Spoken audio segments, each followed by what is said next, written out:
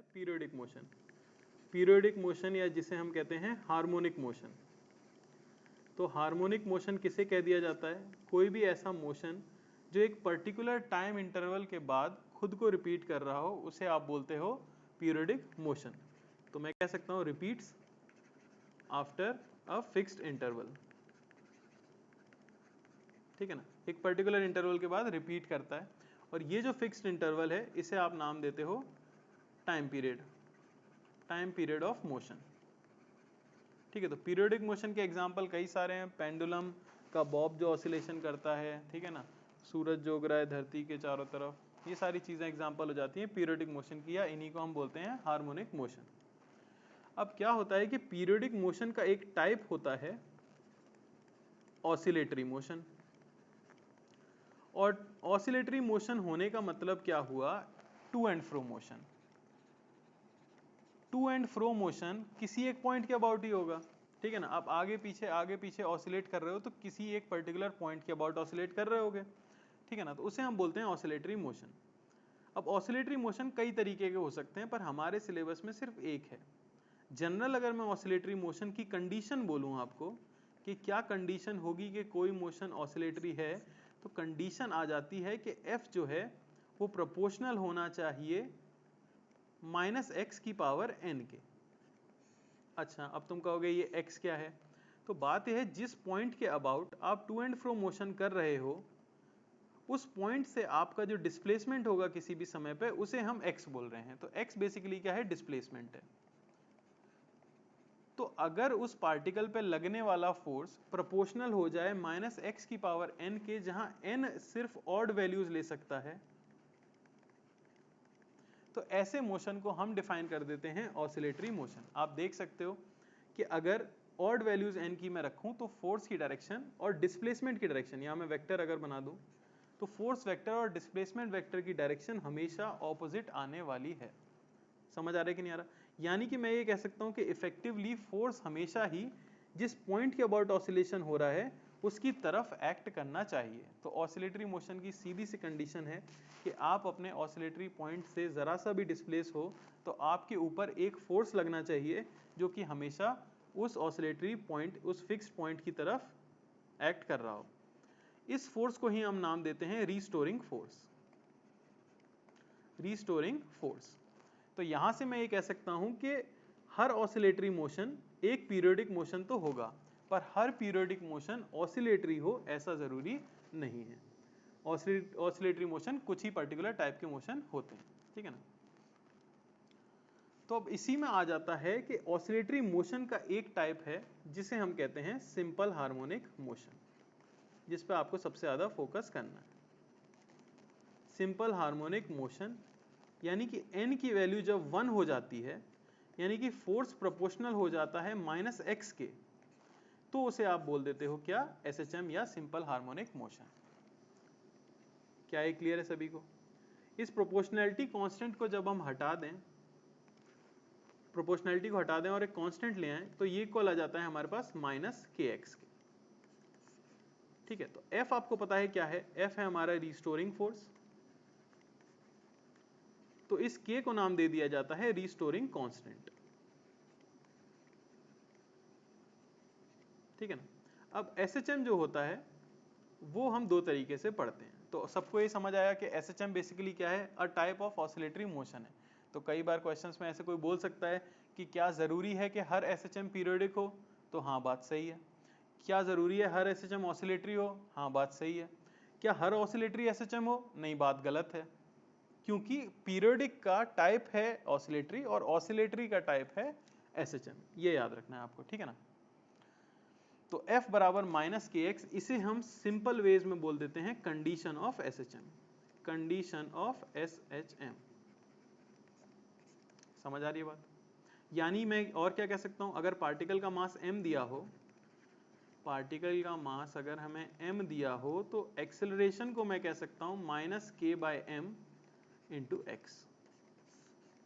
तो ये भी कहलाती है कंडीशन ऑफ SHM। बेसिकली मैंने मास से डिवाइड किया दोनों साइड। इसी को थोड़ा फैंसी वे में लिख देते हैं हम, कैसे? Acceleration is equal to -ω² x। और इस ओमेगा को कह दिया जाता है angular frequency of SHM, angular frequency of SHM, यानी ओमेगा जो कि है अंडर रूट ऑफ के बाय एम, इसे आप बोल देते हो एंगुलर फ्रीक्वेंसी ऑफ एसएचएम। समझ आ रहा है कि नहीं? सौम्या जी मैं रिकॉर्ड कर रहा हूँ, आप मेरा टैलेंट नहीं जानती हैं, मैं जूम से रिकॉर्ड नहीं कर रहा हूँ पर मैं स्क्रीन रिकॉर्डर से रिकॉर्ड कर रहा हूँ, चिंतित ना हो, ठीक है ना? कोई समस्या यहाँ तक किसी को नहीं, ठीक है। अब एक और फॉर्मेट भी याद रखना होता है हमें, differential form of SHM, differential form of SHM.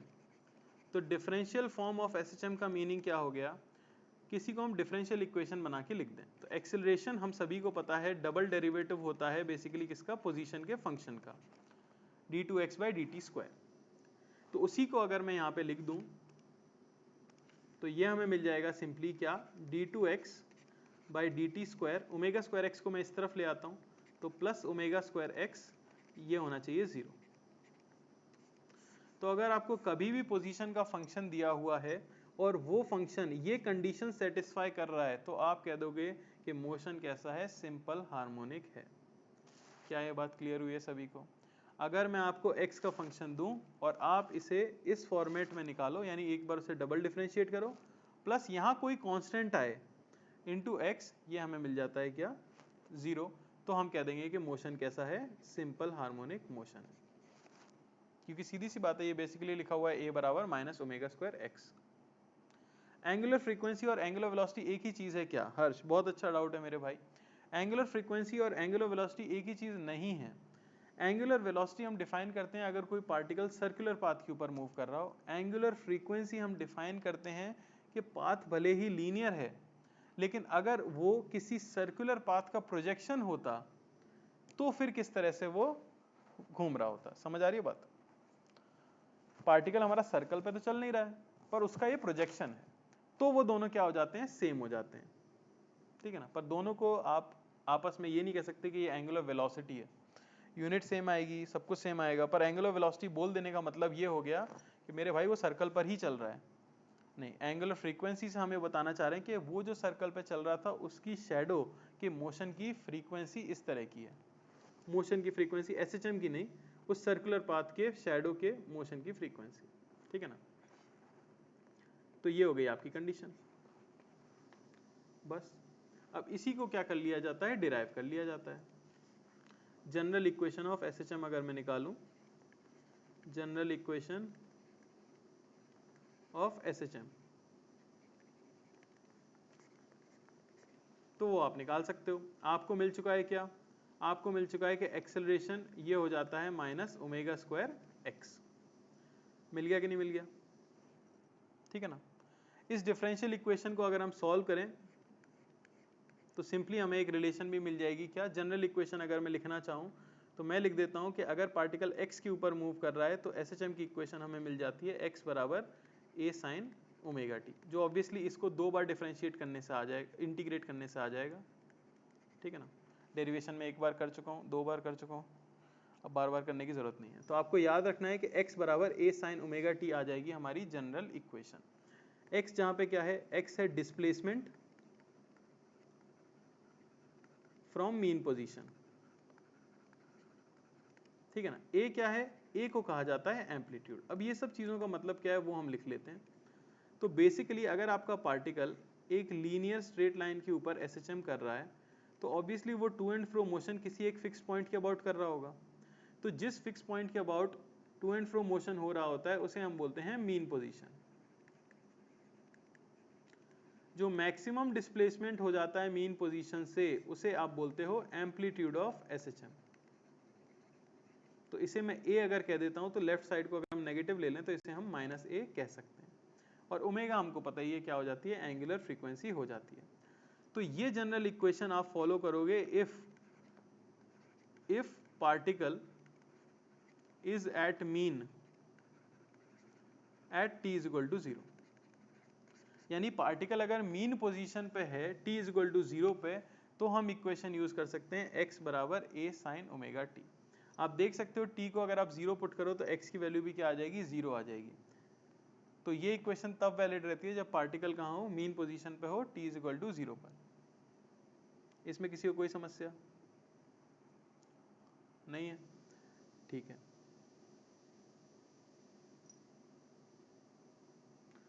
तो अब इसी पे कुछ क्वेश्चन आ जाते हैं। जैसे देखो, सिंपल सिंपल क्वेश्चन अगर मैं पूछूं, ठीक है, आपको बोला जाए फाइंड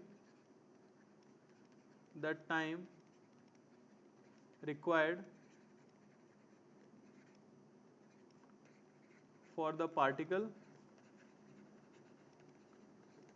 टू मूव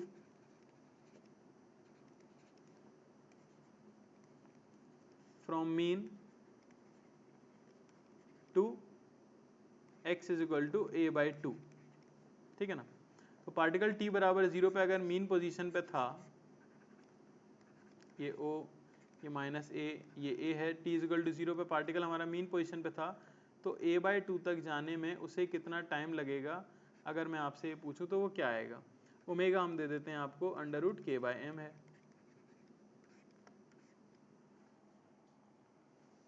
बताओ जरा,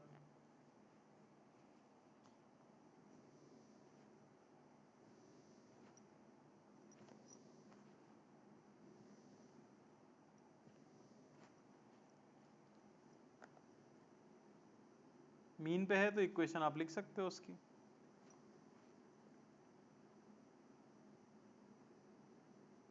बिल्कुल आसान है, इक्वेशन हमें पता है x बराबर a साइन ओमेगा टी, साधारण सी बात है। तो x को क्या रख दूं मैं, a बाई 2 बराबर a sine omega T, a से a कट गया, साइन ओमेगा टी कितना आ गया भाई, 1 बाई 2, तो ओमेगा टी कितना आ गया, साइन इनवर्स 1 बाई 2, यानी कि पाई बाय 6। तो t कितना आ गया, t आ गया आपके पास पाई बाय 6 ओमेगा। ये आपका आंसर है। कोई समस्या किसी को नहीं होनी चाहिए, बड़ा ही आसान है, सिर्फ वैल्यू पुट करनी है फंक्शन के अंदर। ऐसा सवाल तो कोई नहीं पूछता, ठीक है ना, पूछते हैं वैसे मेंस में। और हम क्या निकाल सकते हैं एसएचएम में, अच्छा आपको पोजीशन मिल चुकी है as a function of time. SHM के लिए आपको पोजीशन मिल गई है x बराबर a साइन ओमेगा टी। अच्छा, तो वेलोसिटी भी बता सकते हैं, सबको पता है कि वेलोसिटी क्या हो जाती है, dx by D T. Differentiate करोगे वो आ जाएगी a omega cos omega T, simple है। एक्सेलरेशन कोई पूछे तो वेलोसिटी को डिफ्रेंशिएट कर सकते हैं, dv बाई डी टी, तो वो आ जाएगी minus a omega square sine omega T. अब आप यहाँ पे साफ देख सकते हो कि एक्सेलरेशन वही आ गया जहाँ से हमने शुरू किया था, a साइन ओमेगा टी, ये तो क्या है, x है, एक ओमेगा स्क्वायर बचा तो माइनस ओमेगा स्क्वायर x। तो ये हमें याद रखना है। समझ आ रही है बात, कोई दिक्कत तो नहीं किसी को?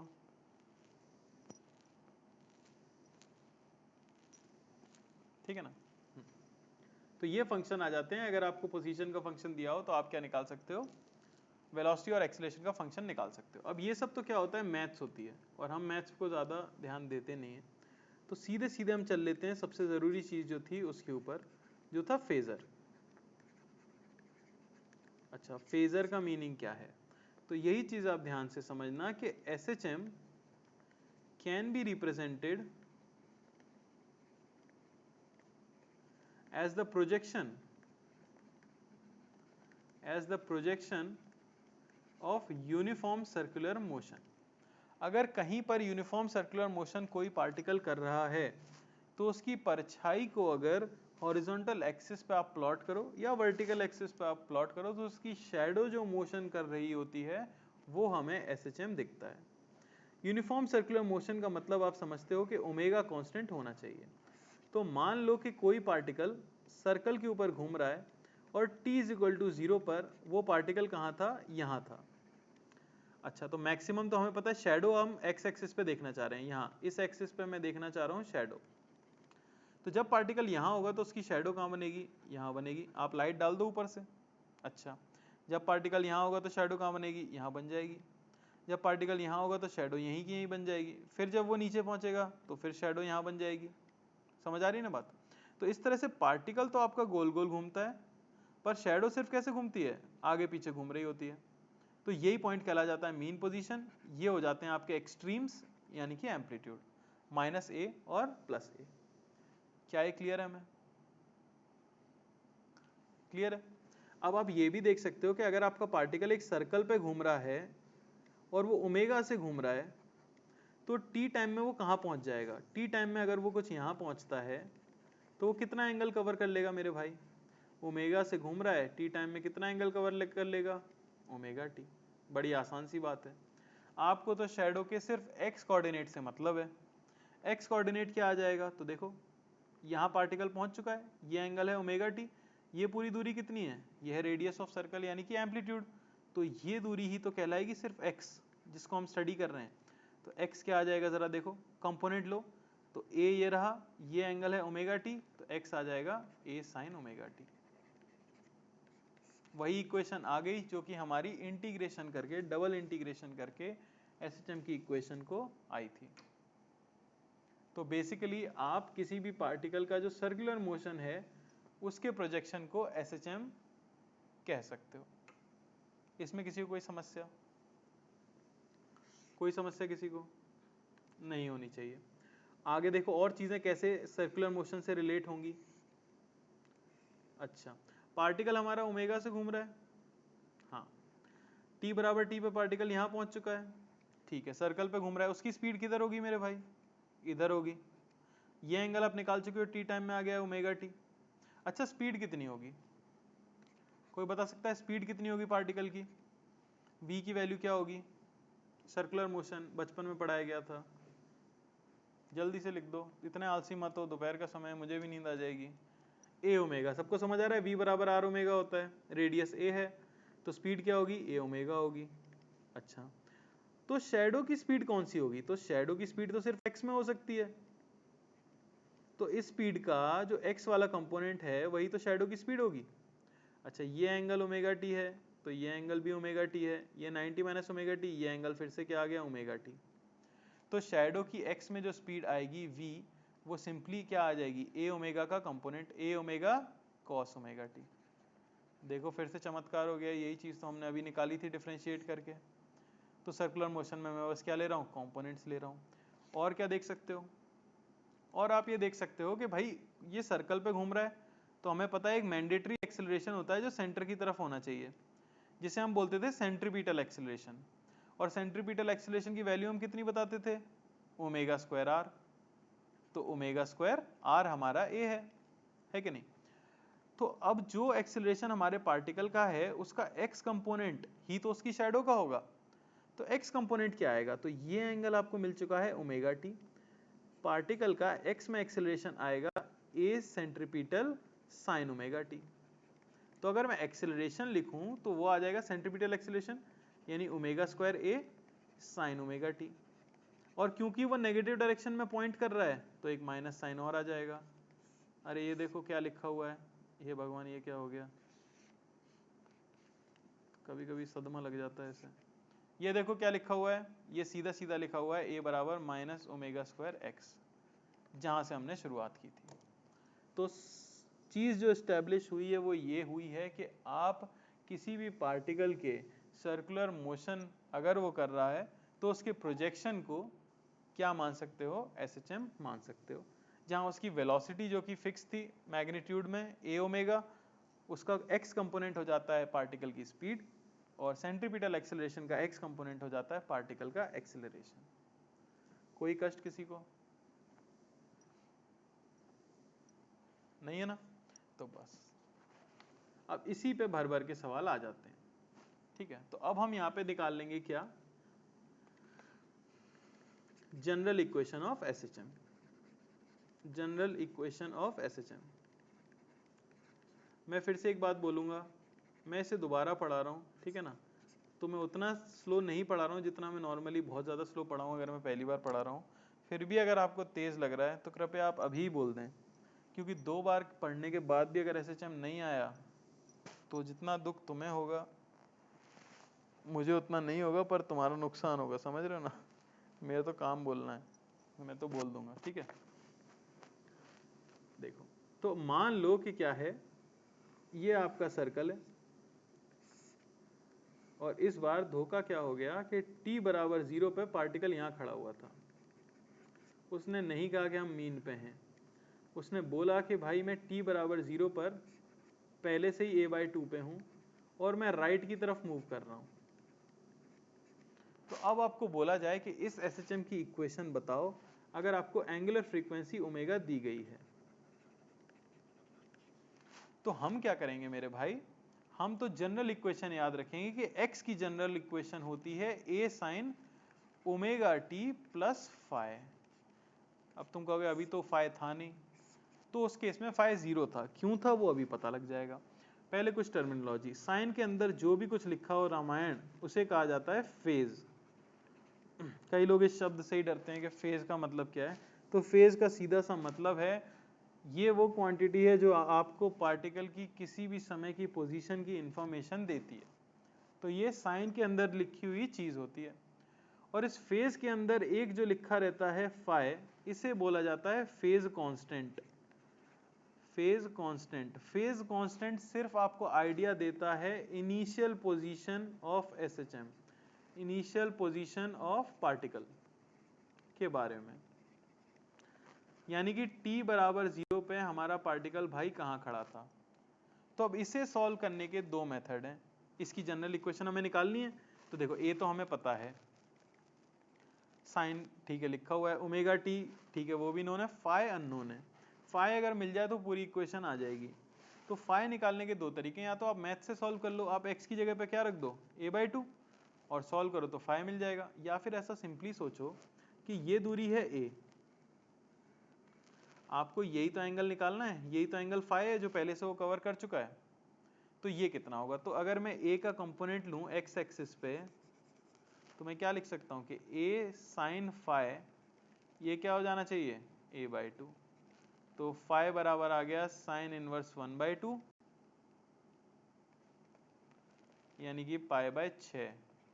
बस वहां पे पुट कर दो। जनरल इक्वेशन आपके SHM की क्या हो जाएगी, वो सिंपली हो जाएगी x बराबर a sine omega t plus π/6।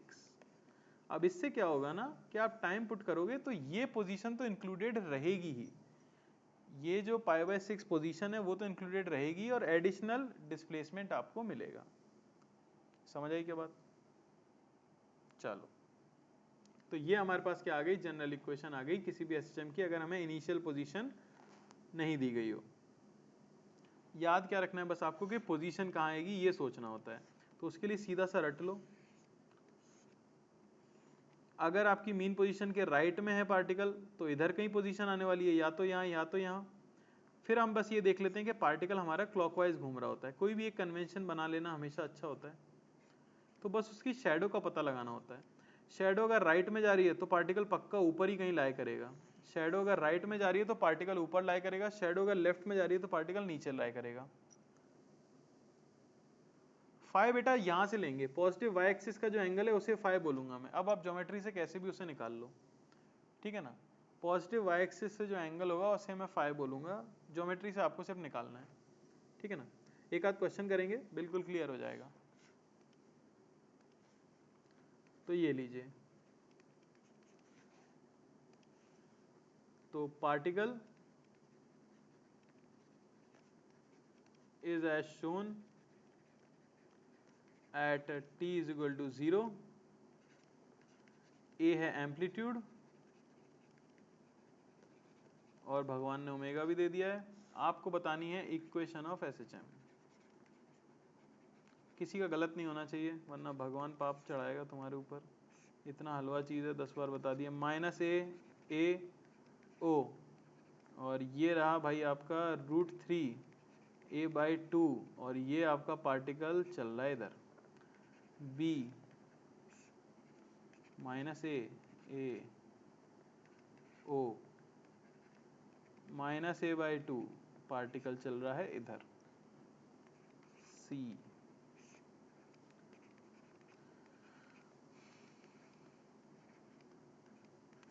a/√2।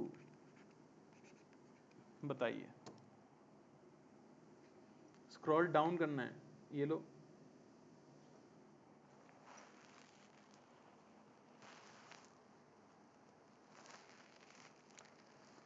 तीनों क्वेश्चंस में आपको पार्टिकल की इक्वेशन बतानी है। ये सारे फोटो जो खींचे गए हैं t=0 के खींचे गए हैं।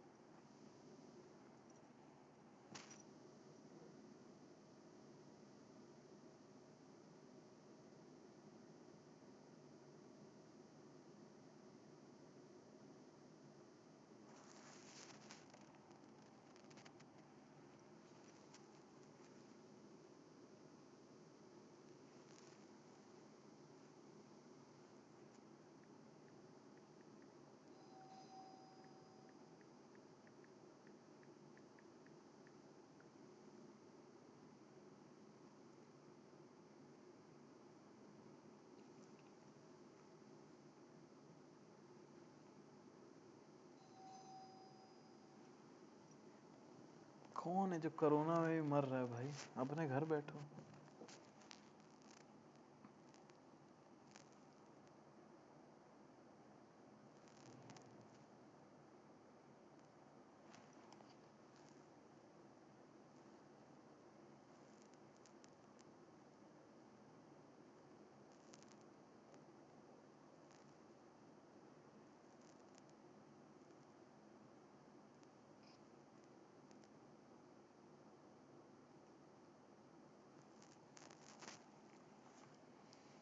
शोएब अख्तर जी आ गए।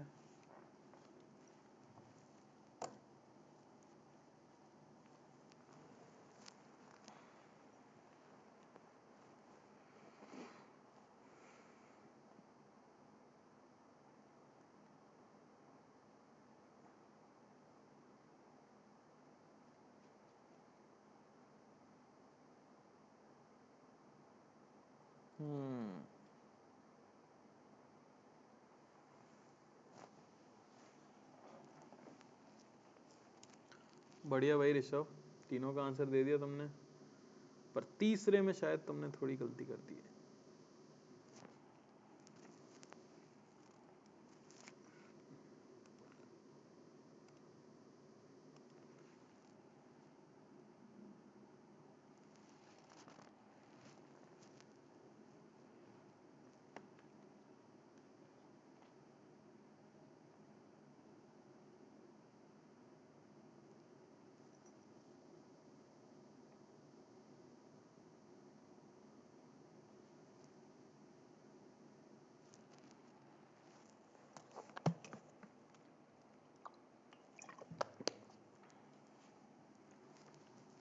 वाह कुणाल यार, तुम इतना टैलेंट कहाँ से लाते हो?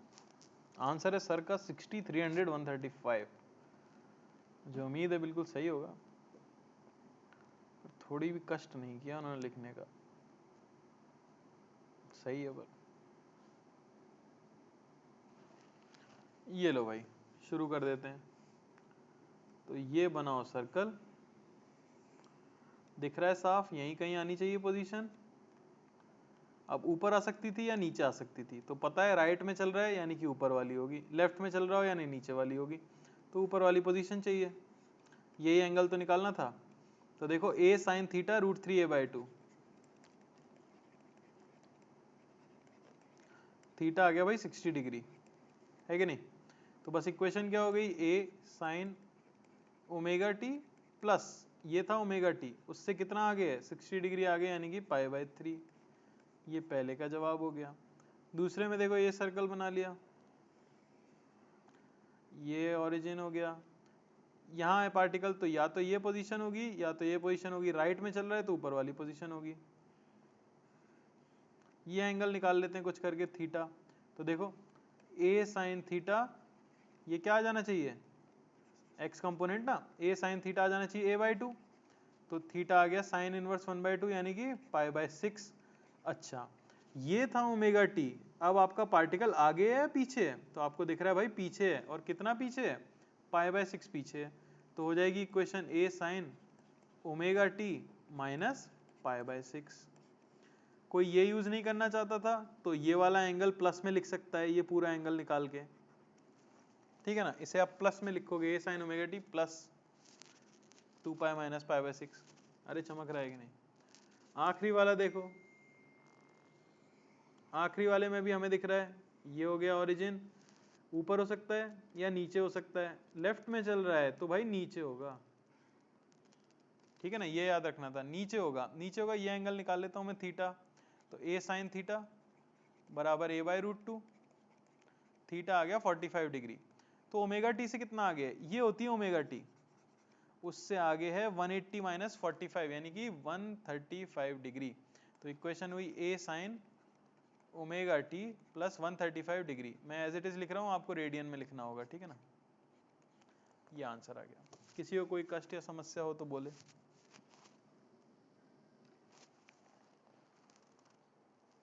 बोलो भाई, कोई समस्या इसमें?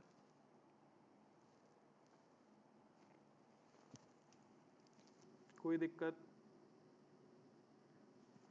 अरे थोड़ा टाइप कर लिया करो यार, ना लिख दो सब लोग ताकि आगे बढ़ जाएं, या पता तो चलता नहीं है।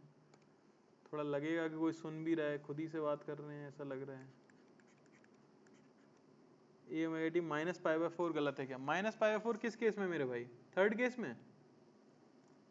थर्ड केस में बोल रहे हो क्या ऋषभ? थर्ड केस में माइनस π/4 कैसे होगा मेरे भाई? आपको एंगल हमेशा नापना है, कहाँ गया वो? हाँ, आपको एंगल हमेशा नापना है इस लाइन से, तो इससे तो आगे है ना। अरे समझे कि नहीं? इससे तो आगे है, तो माइनस π/4 कैसे कह सकते हो? इस तरफ से जाओगे तो माइनस कह सकते हो ये पूरा एंगल, इस तरफ से जाओगे तो प्लस इतना एंगल। समझ रहे हो ना? माइनस के लिए उल्टे चले जाओ और ये नाप लो, या प्लस के लिए राइट क्लॉकवाइज चले जाओ और ये नाप लो। करेंगे अभी और क्वेश्चन, खत्म थोड़ी हो रहा है, अभी तो चलेगा। अगली चीज है time period. Time period of simple harmonic motion. अब तो बहुत ही आसान हो गया। एक आदमी सर्कल पे घूम रहा है, यहां से स्टार्ट हुआ था t=0 पे, वापस घूम के जब यहीं आ जाएगा तो एक मोशन कंप्लीट होगा, एक पीरियोडिक मोशन कंप्लीट होगा। उतने टाइम में शैडो क्या करेगी? जब ये यहां से यहां चलेगा पहले क्वार्टर में, तो शैडो चल के यहां पहुंची होगी, फिर इसके साथ वापस आएगी यहां, फिर यहां जाएगी और फिर यहां आएगी। तो इसको हम बोलेंगे पूरा एक SHM या एक ऑसिलेशन। समझ आता है?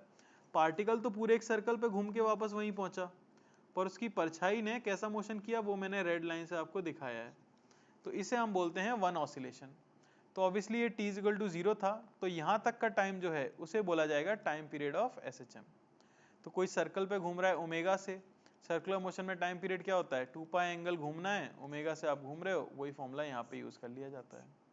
या SHM के लिए 2π ओमेगा की वैल्यू पुट कर दो, k/m होती है m/k। तो ये फॉर्मूला हमें याद रखना होता है। किसी को कोई दिक्कत इसमें? तो यहां से ये भी क्लियर हो रहा है, देखो यहां से एक्सट्रीम तक जाने का, एक्सट्रीम से वापस मीन तक आने का, मीन से लेफ्ट वाले एक्सट्रीम तक जाने का, और फिर वापस मीन तक आने का, ये सब सिमेट्रिक है। तो ये कह सकते हैं कि x=0 से x=a तक जाने का जो टाइम है वो 1/4 होना चाहिए टोटल टाइम के। समझ आ रही है बात? सिमिलरली x=a से x=0 तक आने का टाइम फिर से t/4 होना चाहिए, फिर x=0 से x=-a जाने का टाइम फिर t/4 होना चाहिए, और फाइनली x=-a से x=0 तक आने का टाइम फिर t/4 होना चाहिए। ये पूरा एक ऑसिलेशन बनाता है। कोई समस्या किसी को? तो सिंपली बस सर्कुलर मोशन में आपको ये समझना है कि टाइम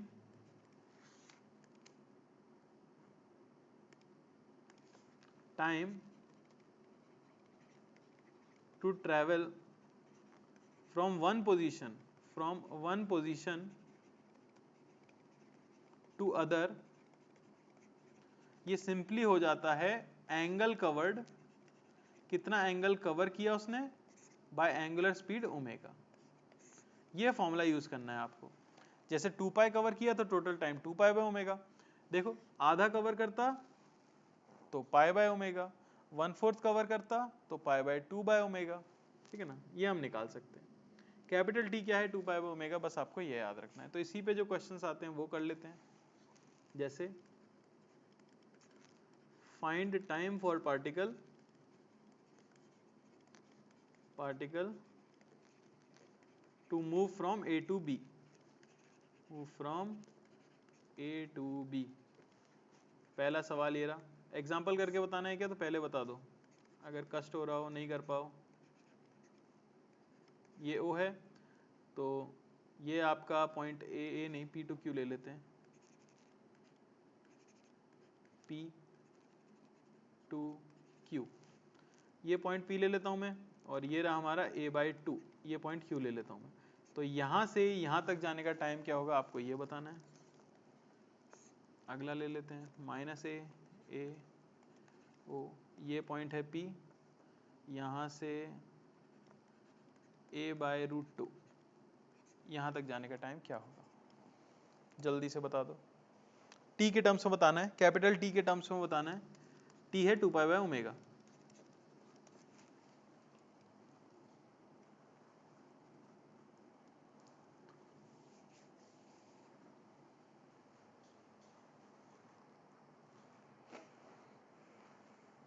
क्या बात है ऋषभ, फोड़ रहा है लड़का, तो आंसर दे भी दिया।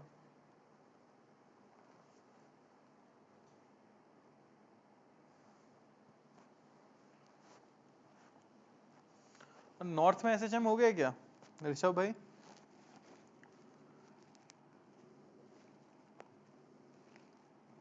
एसएचएम हो गया नॉर्थ में?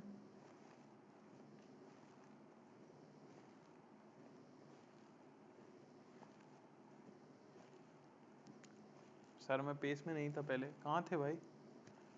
पेस में नहीं थे तो कहाँ थे? नॉर्थ का कोई बच्चा बचा ही नहीं क्या फिर?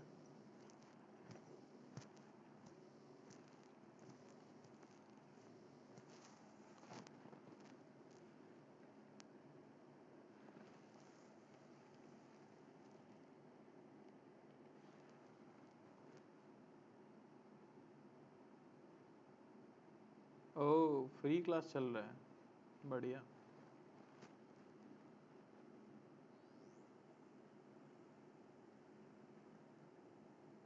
तो एसएचएम पढ़ा है तुमने पहले कभी?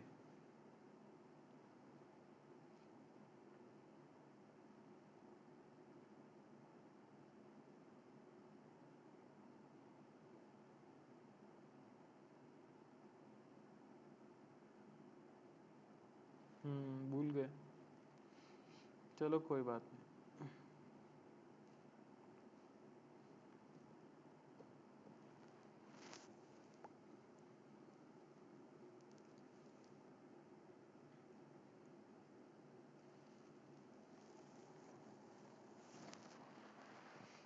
अरे अपने वीकडे में कितने बच्चे थे मृगांका जी?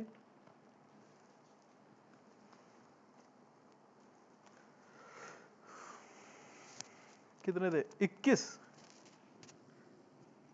क्या बात कर रहे हो यार, आए तो है नहीं उतने। 16 है? अरे मृगांका तुम बच्चे भी नहीं गिन पाए। ये शोएब अख्तर जी बार बार घुसने की कोशिश कर रहे हैं, हो क्या रहा है? अख्तर साहब का नेट खराब लग रहा है, ज्वाइनिंग पे रह जाते हैं बेचारे।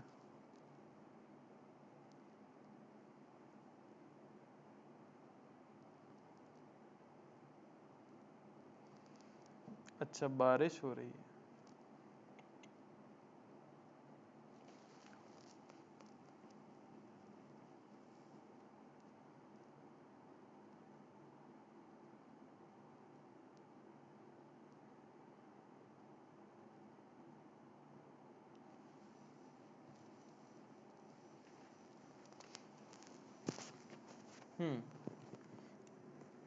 चलो कर देते हैं।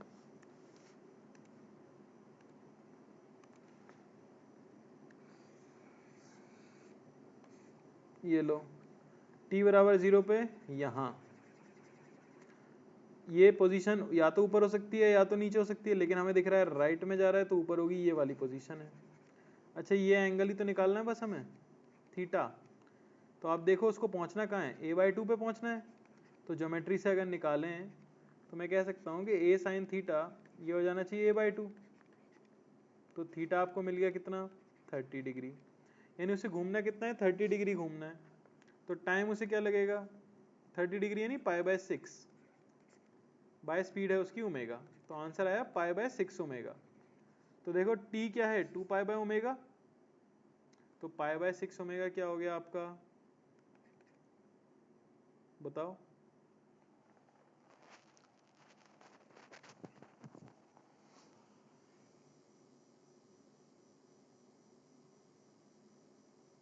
क्या हो रहा है ये, सही तो है ना, t/12, t/12।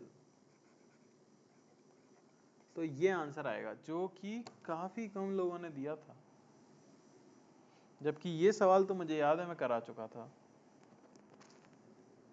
है ना। t/12 आएगा भाई, एंगल है अपॉन ओमेगा करना है, ये नहीं करना कि 0 से a का t/4 है तो 0 से a/2 का t/8 होगा।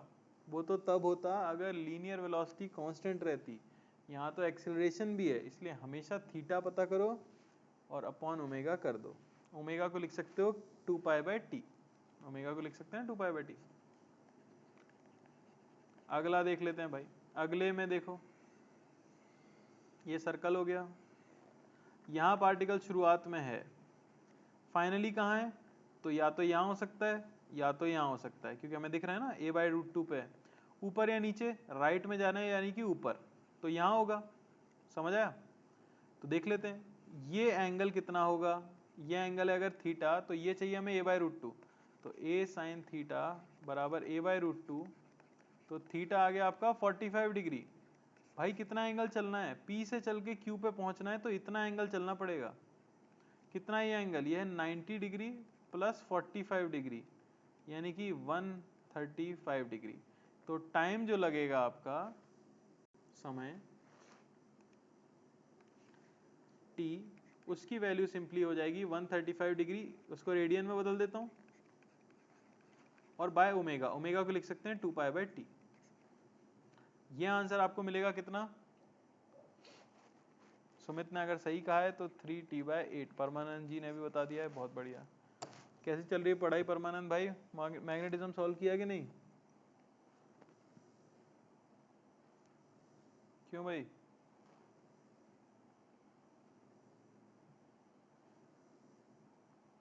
अरे चल रहा है, नहीं होना चाहिए भाई, पूरी मॉड्यूल सॉल्व करके खत्म करके फेंक दो, HC वर्मा सॉल्व कर दो, ढीले पड़ जाओगे गड़बड़ हो जाएगी। गैल्वेनोमीटर में क्या बाकी है, कुछ बाकी नहीं है, थोड़ा सा बाकी हो जाएगा तुरंत।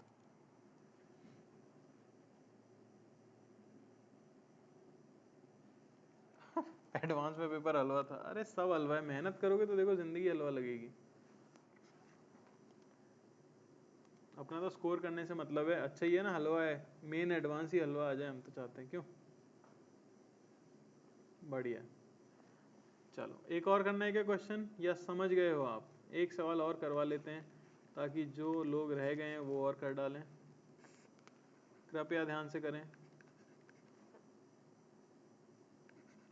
अरे मैग्नेटिज्म पढ़ा है हमने अच्छे से, कितना डिटेल में पढ़ा है, 21-22 क्लास हो गई, समझ रहे हो तुम, कितने घंटे हो गए, 22 क्लास, यानी कि 1.5 घंटा भी, 1 घंटा भी मान लें इफेक्टिवली पढ़े थे क्लास में, तो 22 घंटे मैग्नेटिज्म पढ़ा है। अब भी नहीं आएगा तो कब आएगा। ये -a/2, मैग्नेटिज्म मेरा भी बेस्ट है भाई, जिंदगी में मुझे उससे अच्छा और कोई चैप्टर ही नहीं लगा, और ज्योमेट्रिकल ऑप्टिक्स से गंदा कोई चैप्टर नहीं लगा है मुझे, ठीक है ना। ये लो भाई, अब आपको बताना है कितना समय लगेगा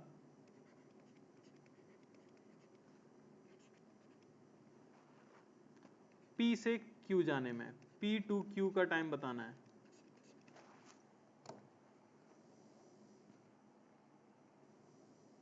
हाँ तो HC बेटा जिसने पेपर बनाया होगा बॉम्बे में, उन्होंने बना दिया होगा HC वर्मा से उठा के, आलस दिखा दिया होगा थोड़ा सा, वो भी अच्छे क्वेश्चंस हैं, आपसे हो रहे हैं इसका मतलब है आपने थोड़ी सी मेहनत की थी जब मैग्नेटिज्म पढ़ाया जा रहा था। अगर मॉड्यूल और सॉल्व कर लो ना और डाउट्स क्लियर कर लो तो देखो भाई 3-4 क्वेश्चन फिक्स हो रहे हैं सीधे सीधे जेई में। 4 क्वेश्चन का महत्व बहुत है 25 में से, ये मान लो 4 तो फिक्स है ही हैं। ईएमआई से आने ही आना है, ईएमएफ से आने ही आना है, ठीक है ना। एसी का तो आएगा ही आएगा और क्लासिकल मैग्नेटिज्म का भी क्वेश्चन आता ही है। मॉड्यूल में डाउट होगा भाई, मैं पूरी कोशिश कर रहा हूँ यार डाउट क्लास लग जाए, समय की इतनी पाबंदी हो गई है। ग्रुप में डाउट भेजो, लेकिन यार वो टाइम मेरे को मेनली सैटरडे संडे ही मिल पाता है, ठीक है। तो एक फ्राइडे को भेजो तो बेटर है, मैं सैटरडे संडे को देख लूंगा, वरना तुम लोग चैट करके ऊपर भेज देते हो क्वेश्चंस। क्या बात है मंटू जी, आंसू आ जाएंगे मेरी आंखों में। तुम कह रहे हो सिर्फ 3 क्वेश्चन नहीं हुए, बहुत बढ़िया यार, इसी दिन के लिए तो हम आए थे यहाँ। ऋषभ जी कह रहे हैं T/2। बेटा सोच समझ के, डायग्राम नहीं बनाओगे आंसर हो सकता है गड़बड़ हो जाए, पर हो सकता है सही हो आपका। बढ़िया रोहन, ऐसे ही होना चाहिए था। जो मेन इंपॉर्टेंट चीजें हम सब पढ़ चुके हैं भाई, अब छोटी मोटी बची हैं, पैरा फेरो पैरा मैग्नेटिक, फेरो मैग्नेटिक, डाया मैग्नेटिक, वो सब शायद केमिस्ट्री में भी होता है ना, होता है क्या उसमें? तो मोहित के सर पे पटक सकते हैं अपन।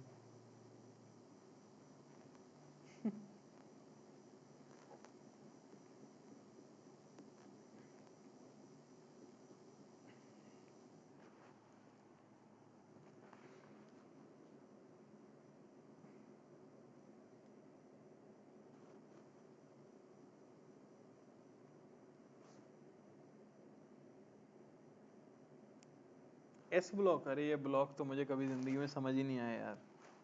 ब्लॉक मुझे केमिस्ट्री में सिर्फ डी ब्लॉक अच्छा लगता था, वो भी इसलिए क्योंकि वो कोऑर्डिनेशन कंपाउंड में बहुत डिटेल में पढ़ लिया था। कोऑर्डिनेशन कंपाउंड में पढ़ते थे, और एक वो ना अपना क्या बोलते हैं उसे, क्वालिटेटिव एनालिसिस, वो यार बेस्ट चैप्टर था। मतलब कितनी खुशी हो तुम एडवांस में जाओ, तुम ये सोचो एडवांस में 12 मार्क्स आए थे मेरे with in 3 minutes. Salt analysis का क्वेश्चन था, पहले में बस प्रेसिपिटेट पता करना था कौन सा बन रहा है, दूसरे में उसका कलर पूछा था, और तीसरे में उसकी किसी और के साथ रिएक्शन पूछी थी। 3 मिनट में 12 मार्क्स, इतना खुश हुआ था मैं कि जो रटा था मैंने, इतना इतना भयंकर तरीके से रटा था ना, उसके नोट्स बहुत डिटेल में बनवाए थे मैम ने हमारी। तो आंसर काफी गंदे गंदे आ रहे हैं। 23T/72, 19T/12, 5π/6 omega, 5T/24।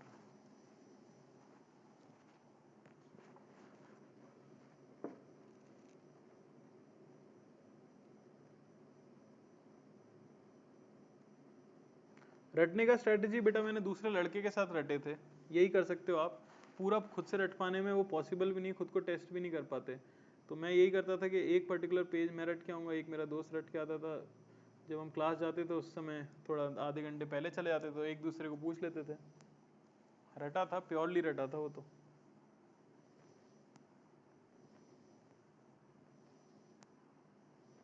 और उसमें कुछ कुछ पैटर्न बन जाएंगे यार, कुछ अपनी थ्योरी बनाओ, कुछ गाने जैसा बनाओ, कोई कहानी बनाओ मन में। मैं तो यही करता था मेनली, मैं कुछ कहानी जैसी बना लेता था। पीरियोडिक टेबल भी मैंने ऐसे ही याद की थी। अपना अपना होता है यार वो तो। आंसर देख लेते हैं भाई, बातों में चले गए थे थोड़े से। ये ले, तो पहले पी पता करना है। पी किधर होगा? या तो ऊपर हो सकता है या तो नीचे हो सकता है। लेफ्ट जा रहा है यानी कि कहाँ है मेरे भाई? नीचे।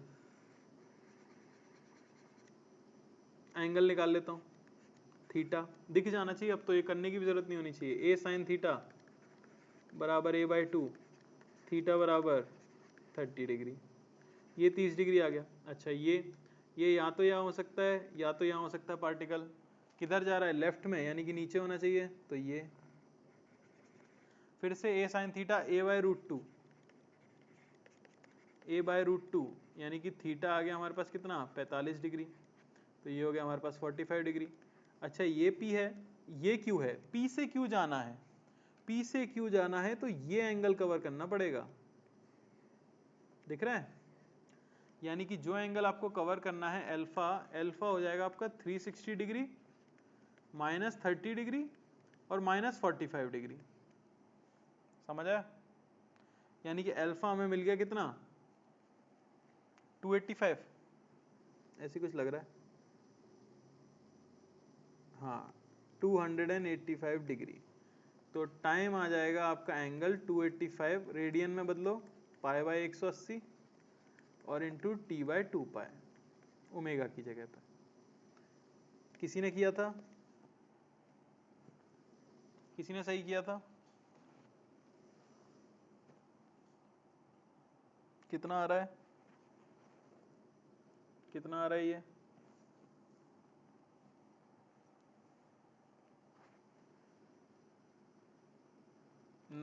T/24। तो ये तो कई लोगों ने आंसर दिया था, अच्छी बात है। तो सिर्फ एंगल ही तो देखना है, मेरे हिसाब से ये क्लियर हो जाना चाहिए।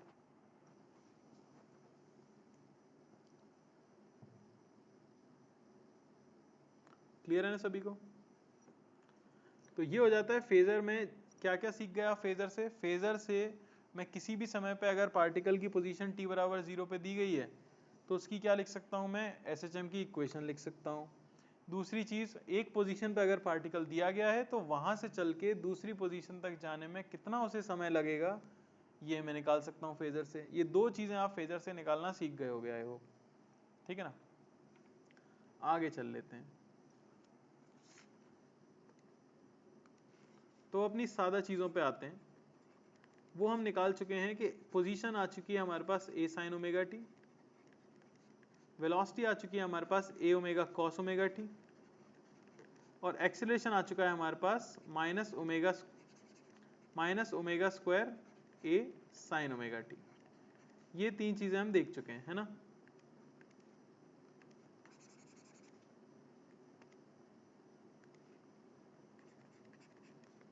तो अब इन पे डायरेक्टली क्वेश्चन किस तरह से आ जाते हैं वो देख लो आप, ठीक है? सबसे पहले तो वेलोसिटी को फोकस में ले लेते हैं। वेलोसिटी एट अ डिस्प्लेसमेंट, क्या कर रहा है ये? Velocity at a displacement x के डिस्प्लेसमेंट पे, सेंटर से x की दूरी पे वेलोसिटी कितनी होगी, अगर हम वो निकालना चाहें तो वो भी आप निकाल सकते हो किसी भी समय पे, ठीक है ना? सीधे मैं यहाँ पे फॉर्मूला लिख देता हूँ, वो आ जाता है omega under root of a square minus x square. अभी मैग्नेटिज्म में देखा था, इसका काम भी आया था हमारे पास, ये याद रखना। मैक्सिमम वेलोसिटी क्या होगी? तो मैक्सिमम वेलोसिटी होगी a ओमेगा। कहाँ होगी? मीन पोजीशन पे होगी। अच्छा, एक्सेलरेशन की बात मैं करूं, एक्सेलरेशन, तो एक्सेलरेशन आप देख ही चुके हो, एक्सेलरेशन हो जाएगा simply minus omega square x. तो मैक्सिमम एक्सेलरेशन की वैल्यू क्या हो जाएगी? ऑब्वियसली जब x मैक्सिमम होगा तब एक्सेलरेशन मैक्सिमम होगा। x मैक्सिमम कहाँ होगा? एम्पलीट्यूड पे होगा, तो माइनस ओमेगा स्क्वायर a। ये मैक्सिमम एक्सेलरेशन होता है। कहाँ होता है? एक्सट्रीम पे होता है। मीन पे कितना होगा एक्सेलरेशन? तो मीन पे एक्सेलरेशन होता है 0। क्या ये क्लियर है क्या सबको?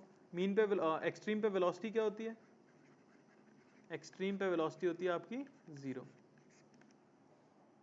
समझ आ रहा है? तो ये इनके बारे में कुछ कुछ चीजें हैं, ठीक है?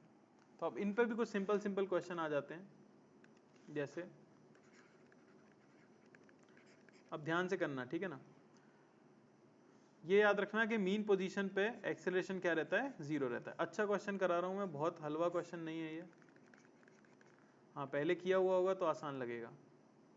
या एक सेकंड रुक जाओ।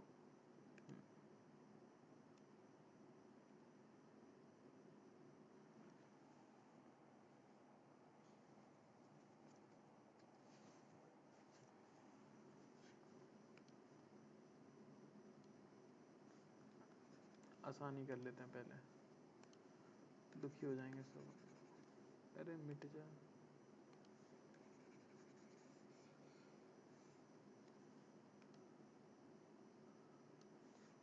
ठीक है, तो मान लो कि आपको x दिया गया है। अच्छा वाला दे देंगे, पर उसके लिए आपको चलो दे ही देते हैं, अच्छा ही दे देते हैं। करा चुका हूँ वैसे तो मैं।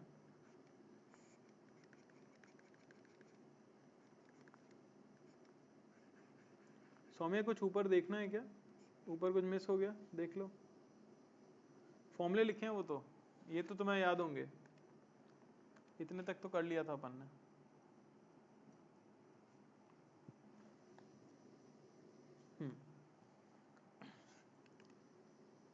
देखो भाई तो एक स्प्रिंग से एक पत्थर बंधा हुआ है, स्प्रिंग कांस्टेंट k है, मास इसका m है, ठीक है ना। स्प्रिंग कांस्टेंट k है, मास इसका m है, तो यहाँ पे आपको टाइम पीरियड पता होगा। अगर नहीं पता तो यहाँ क्वेश्चन के लिए मैं फॉर्मूला बता देता हूँ, बस 2 π√m/k होता है, ठीक है ना, ये टाइम पीरियड का फॉर्मूला होता है। तो आपको बस ये बताना है कि पहली बात तो the block is compressed and released,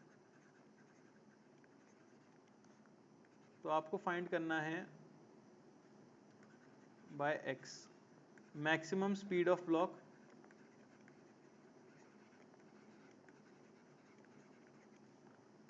b आपको पता करना है amplitude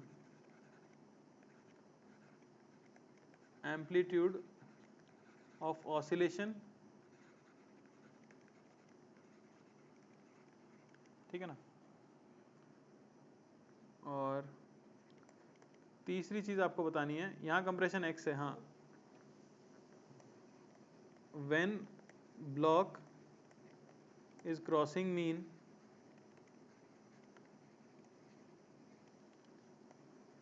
mass 2m is placed on it, that sticks। तो आपको बताना है new amplitude and time period. तो यही पार्ट अच्छा है, बाकी सब तो टाइम पास है। तो क्वेश्चन ये है कि आपने दबा के इसको कंप्रेस करके छोड़ दिया है, तो एसएचएम कर रहा होगा, तो जब मीन पोजीशन को क्रॉस कर रहा था एग्जैक्टली उस इंस्टेंट पे एक 2m मास का पत्थर इसके ऊपर रख दिया जो उससे चिपक गया है, और अब दोनों मिलके एसएचएम कर रहे हैं, तो नया एम्पलीट्यूड और टाइम पीरियड क्या होगा।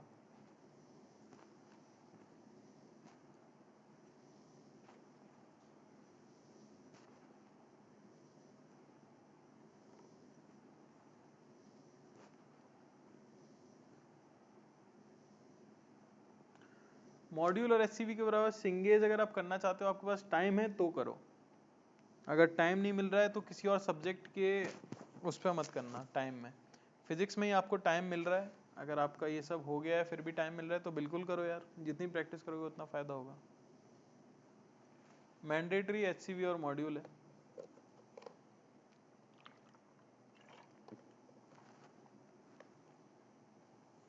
अनुराग मिश्रा, कौन है अनुराग मिश्रा? पता नहीं यार, कोई नई बुक है अगर, या पुरानी भी बुक है, सारी बुक्स अच्छी हैं, अगर आपका ऑब्जेक्टिव है उसमें क्वेश्चंस तो वो कर सकते हो, कोई दिक्कत नहीं है। ऑब्जेक्टिव क्वेश्चन से तो कर सकते हो, सब में सिमिलर ही क्वेश्चंस होते हैं। मैं जानता हूँ डीसी पांडे का ऑब्जेक्टिव कर लो या फिर सिंगेज कर लो।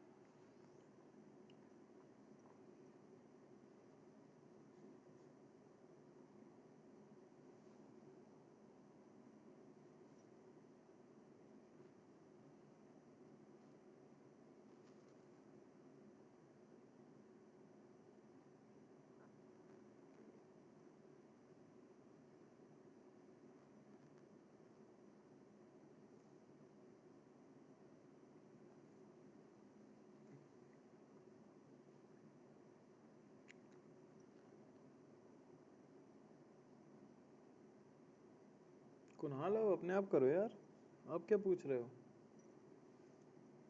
एम्पलीट्यूड के 2-3 आंसर आ सकते हैं इसमें, तो दो तरीके से लिख सकते हो, मतलब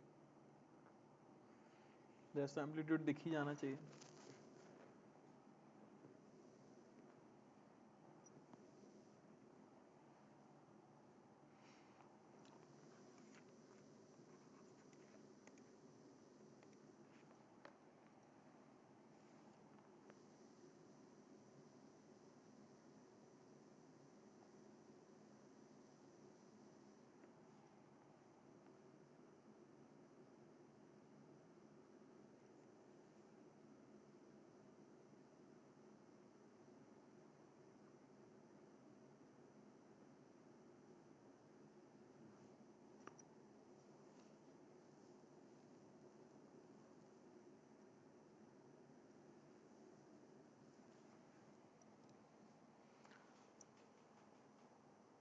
मंटू तुमने सही निकाला है एकदम, बस ओमेगा की वैल्यू अगर पुट कर दो तो देखो जरा तुमने लिखा क्या है। ओमेगा की वैल्यू पुट कर दो जरा अपने आंसर में। ओमेगा होता है √k/m। नेचुरल लेंथ नहीं यूज होगी भाई, ओमेगा होता है √k/m। मंटू पुट करो जरा आंसर में क्या लिखा है।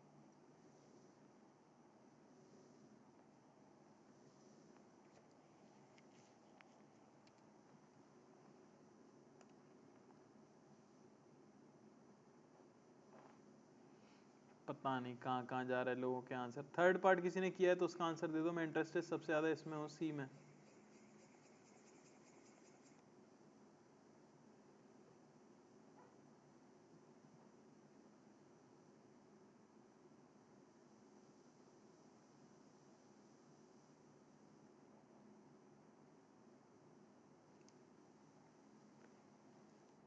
सही है अभिरूप।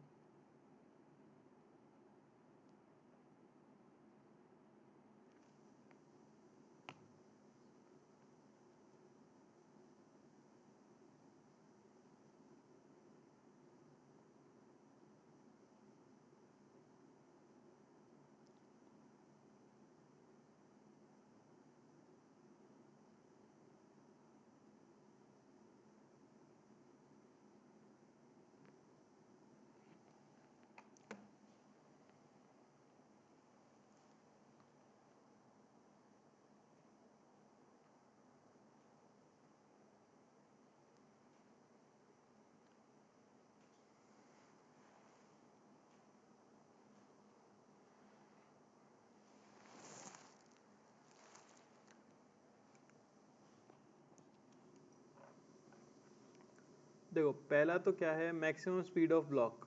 तो ये तो आप एनर्जी भी कंजर्व कर सकते थे, हाफ एनर्जी स्प्रिंग में भरी होगी ½ kx²,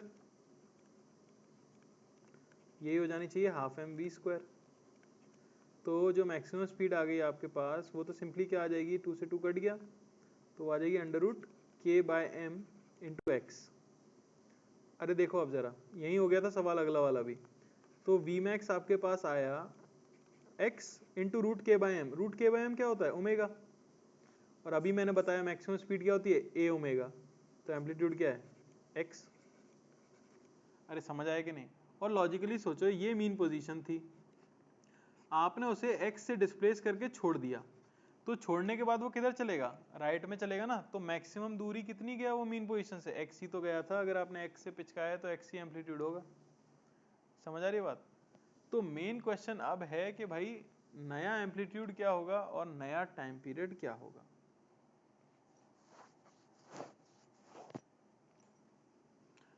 तो नए में क्या फर्क पड़ रहा है कि आपके m मास के ऊपर एक 2m मास रख दिया गया है, और स्प्रिंग तो सेम है, तो आपका ओमेगा बदल जाएगा। ओमेगा होता है √k/m, है ना।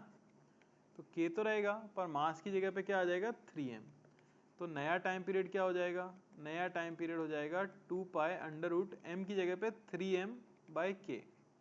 तो ये हो गया आपका √3t, यानी √3 टाइम्स पुराने एम्पलीट्यूड का नया टाइम पीरियड हो चुका होगा। क्लियर है? ये सिंपल है। अब उन्होंने क्या पूछ लिया, और आपसे पूछ लिया है कि भाई एम्पलीट्यूड क्या होगा नया। तो ये आंसर आना चाहिए, क्या आएगा नया एम्पलीट्यूड का। कोई बता सकता है? टाइम पीरियड में तो मैंने बस मास की जगह पे 3m कर दिया।